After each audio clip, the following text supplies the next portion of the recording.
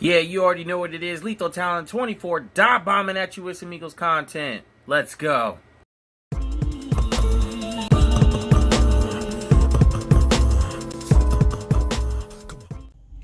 Yo, what up, fam? It's your boy Lethal Talent 24 coming at you with another video. Let's get into this game last night, man. So the Philadelphia Eagles lose to the Washington football team 20-14. And oh my goodness, man. The whole game, it was hard for me to watch that whole game. Throwing wise, Jalen Hurts didn't look all that great. But he was making plays with his legs. You know, Jalen Reagor, would have had a bigger game if he could stay healthy. He got a head injury. Best of luck to him and healing. J.J. Arcega-Whiteside showed up and had, 3 catches in the game? Won a contested jump ball. That's why we drafted him in the second round, even though he could do nothing else. But okay. All right. I see you, JJ. You're not a starter, though. At least not on this team. Not as a wide receiver. Boston Scott did his thing. Matt Pryor had a day against Jay Sean, boy. I mean, the protection was actually doing pretty well for the most part, and then it just all faded. It just faded in the third quarter and all that stuff, man. I mean, good gosh, if that was Carson Wentz back there, he would have gotten sacked probably about 8 more times. And then you got they had Corey Clement. They didn't even use Jordan Howard. I was very surprised about that. So basically the only running back you had was Boston Scott, because Clement got you nothing, really. As far as and as far as the Philly defense, I mean, oh man, I mean, Slade was out there. McLaurin was injured, but he still held McLaurin to very little in yardage. Sims probably did most of the receiving work, and Antonio Gibson. I mean, if Jim Schwartz was going to go out like this, I mean, at least this is a good way to go out for him. Even though we lost, it still says that, he can at least coach given the bare minimum, man. Given the bare minimum. You know what I'm saying? Alex Singleton, he still did his thing. He was all over the place. Marcus Epps had that interception. Epps getting that turnover. I mean, it was just back and forth with turnovers. But the main thing about this, man, the main thing about the defense is they put out a solid performance out there, man. They did put a solid performance out there. We got our sacks. If it wasn't Malik Jackson, Brandon Graham was putting that pressure on him, on Alex Smith. We were getting Alex Smith for the most part. I think we definitely had more sacks than Washington when it came down to it. Well, until Sudfeld came in. We were getting to the quarterback pretty well.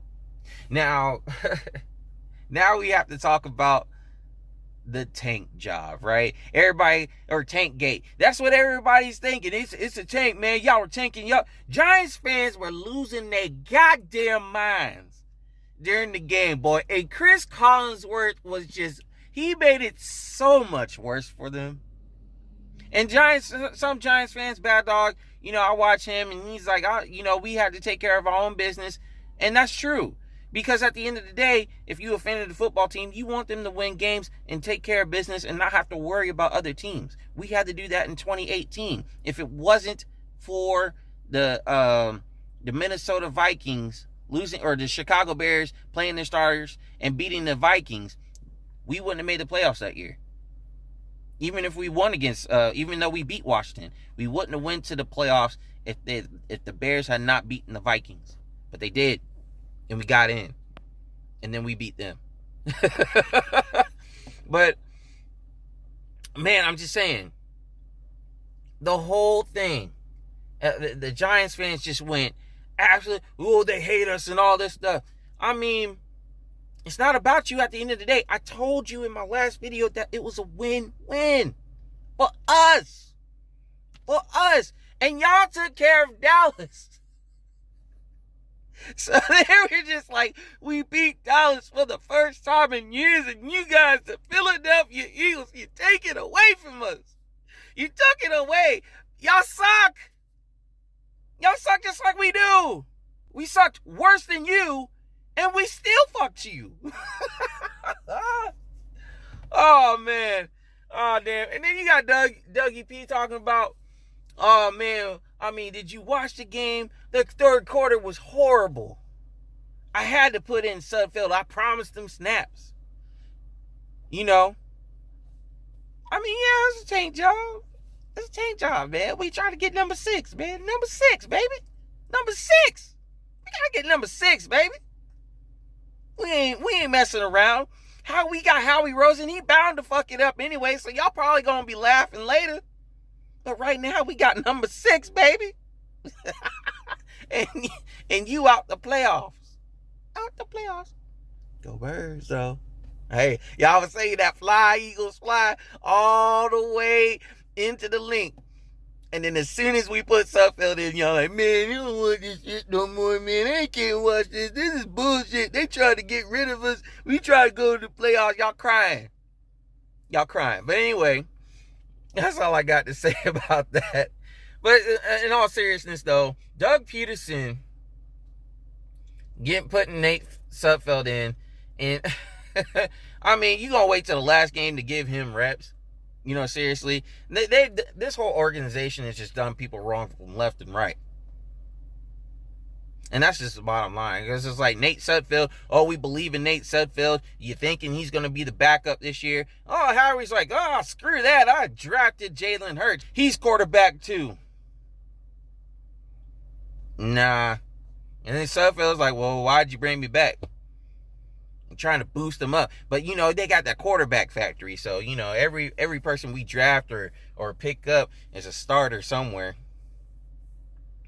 Maybe not in the NFL, but they starting somewhere. Whether it's in their backyard or whether or not it's on a soccer field or maybe even a real football field, college football field. Who knows?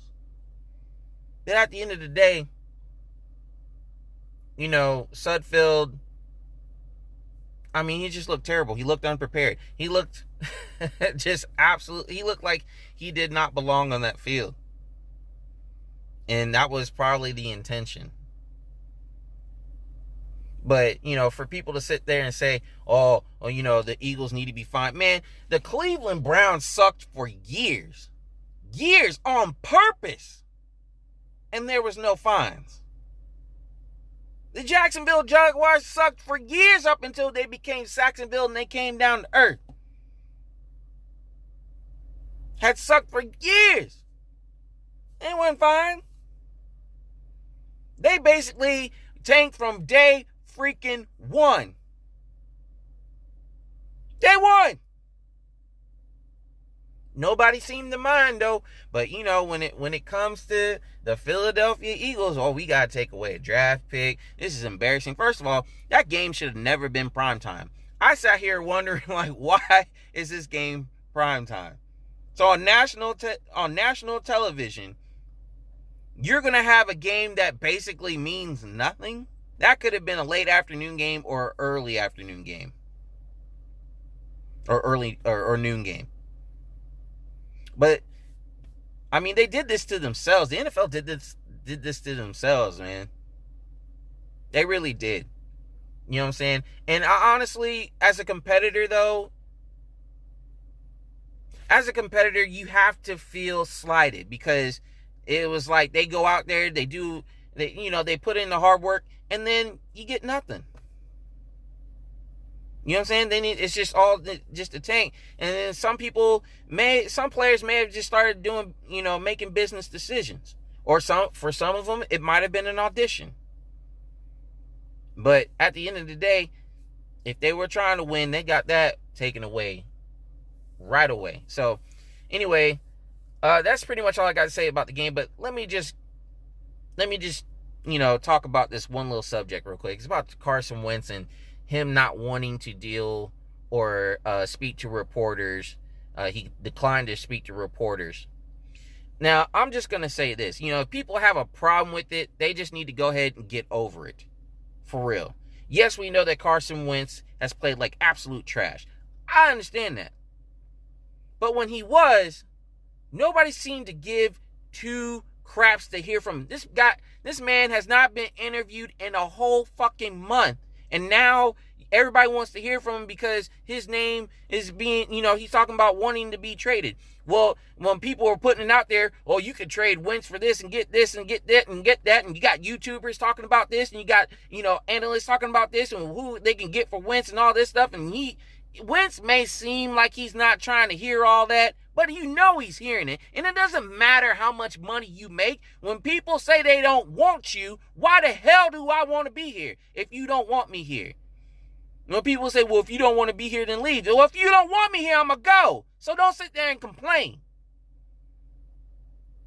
You know what I'm saying? Like, you can't, everybody talking about, well, Wentz is soft. Well, you being soft too.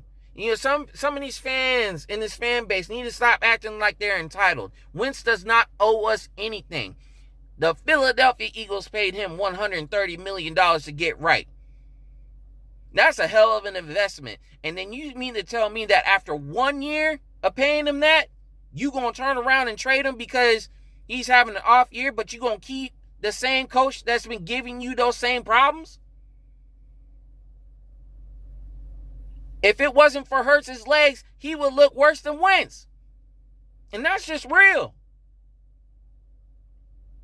So you expect this man to talk to some media guys that have been wanting him traded and getting the fans riled up, and the fans pretty much hate him. They've been wanting him benched. They finally get, he finally gets benched, and they're all happy. But now all of a sudden you want to hear from Wentz, and you expect him to stay with the Philadelphia Eagles and be happy after that? After you basically said you don't want him here because he sucks?